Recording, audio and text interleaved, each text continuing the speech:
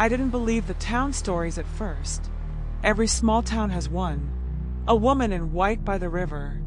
A road you shouldn't drive at night. A bell that rings when someone is about to die. In our town, it was the choir.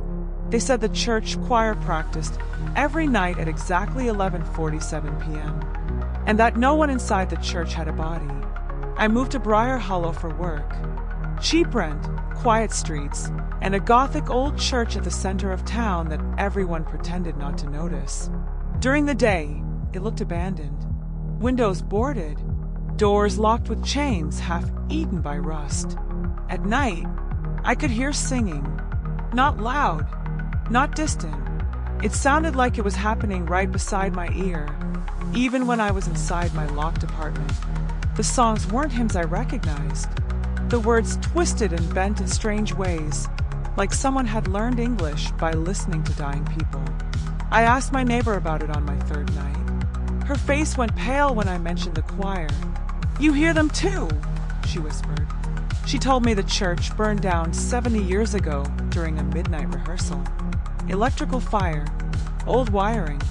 The fire trucks took too long. Everyone inside died before they made it through the locked side doors.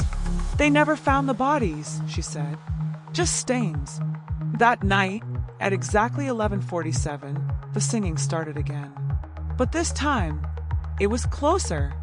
I stood at my window and realized with slow horror that the sound wasn't coming from the church. It was coming from the hallway of my apartment building. I opened my door a few inches. The hallway lights were off, and the singing drifted through the darkness like breath through wet teeth. I slammed the door and didn't sleep. Curiosity is a sickness. By the fifth night, I was standing across from the church with a flashlight in my shaking hand. The chain doors were open. Inside, candlelight flickered even though the building had no power. And the singing was beautiful. Perfect harmony. Too perfect. I crept inside. The pews were empty. The altar was burned black. And on the choir risers, there were no people, but the risers were full. I saw impressions in the ash where bodies should have been sitting. Knee dents, foot marks, the shape of shoulders that weren't there. And when the song reached its highest note, I saw something worse. The air itself was bending, like invisible mouths opening and closing in time with the music. I ran, but as I reached the doors, the singing stopped. Instant silence. Then a single voice whispered behind me, "You're late." After that night, the dream started. I was standing in the choir. I could feel my mouth opening but didn't know the words.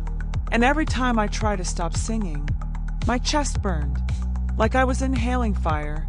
The people of Briar Hollow started disappearing. One every few nights, always found near the church. No burns, no wounds, just collapsed, mouths stretched wide as if frozen mid-song. Then my neighbor vanished.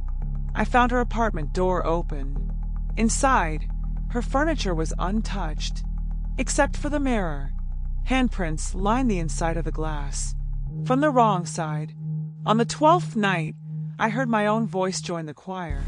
I was still in bed when I heard it, perfectly in tune, singing words I didn't understand. From inside the church, from inside my own throat, I broke into the town records the next morning.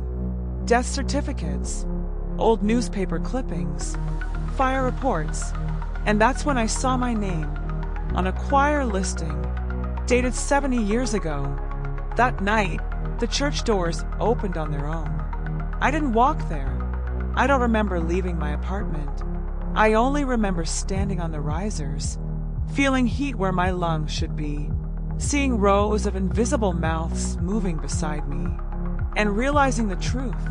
The fire never killed the choir. It erased their bodies.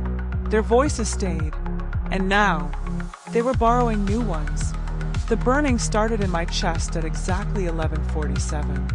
The song forced its way out of my throat, and something stepped into the space where my reflection used to be.